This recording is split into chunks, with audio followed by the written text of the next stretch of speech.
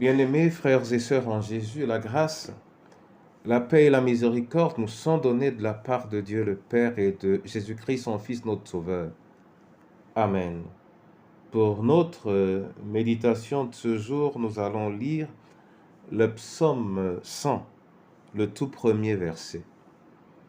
Mais avant la lecture, nous chantons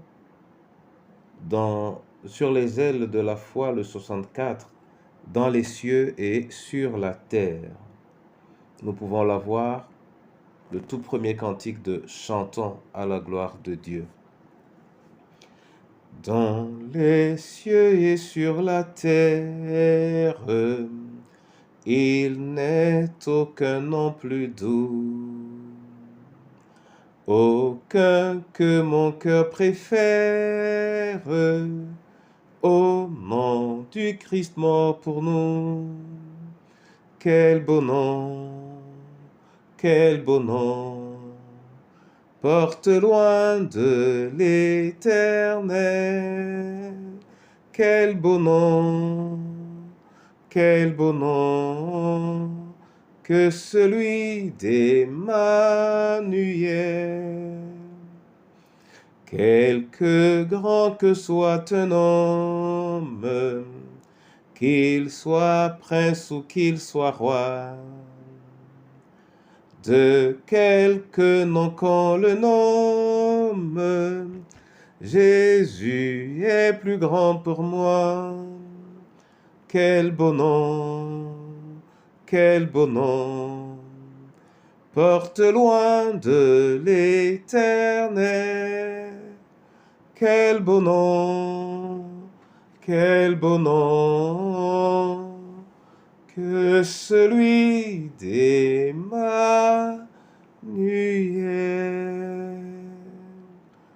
Oui, le nom Emmanuel, bien beau. Dieu au milieu de nous. C'est pourquoi nous te rendons grâce, Seigneur, et nous te remercions pour le privilège qui a été le nôtre d'avoir reçu pour notre péché un don, une grâce comme le sacrifice de Christ. Rends-nous sensibles à ta parole, au nom du Père, du Fils et du Saint-Esprit. Amen. Psaume 100, verset 1, il est écrit « Poussez vers l'Éternel des cris de joie, vous tous habitants de la terre. » Ça, c'est la traduction Louis II. Et la traduction œcuménique nous donne « Acclamez le Seigneur, terre entière. » Bien-aimés frères et sœurs en Jésus, qu'est-ce que c'est que pousser des cris de joie? Qu'est-ce que c'est qu'acclamer? Un cri peut sembler être quelque chose d'incompréhensible, d'indéfinissable lorsqu'on l'entend. Mais les cris ont des vies, les cris ont des sens, les cris ont des portées. C'est pourquoi un cri, un émerveillement peut être joyeux ou triste. Et acclamer, c'est bien une façon d'ovationner, de crier, d'applaudir, d'approuver quelque chose.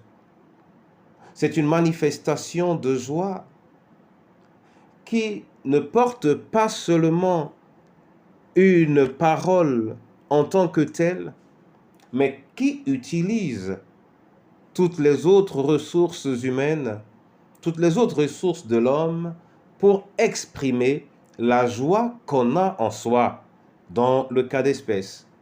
Pousser donc des cris de joie, acclamer l'Éternel, c'est exprimer de manière forte et éloquente ce que nous éprouvons pour lui, pour ses œuvres et pour sa présence. Et ceci ne peut être vrai et sincère que si cela part de notre cœur.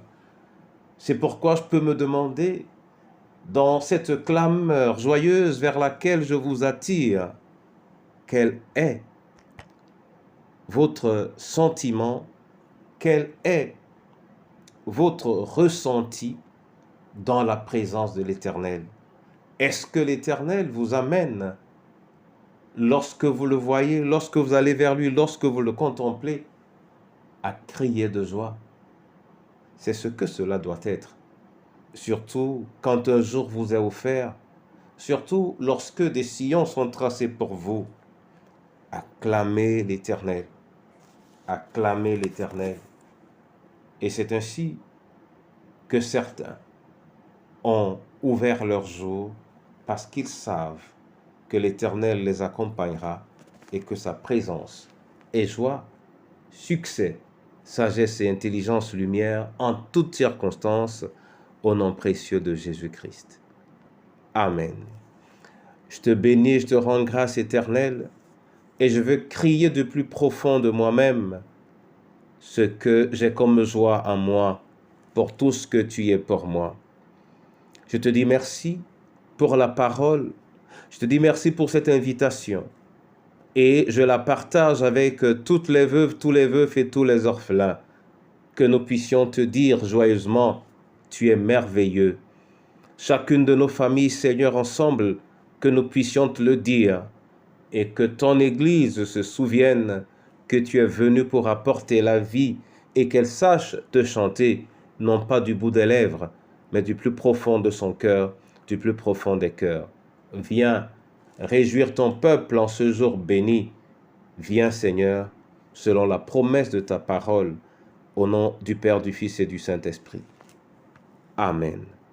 Que l'Éternel lui-même vous bénisse et qu'il vous réjouisse en Jésus. Amen.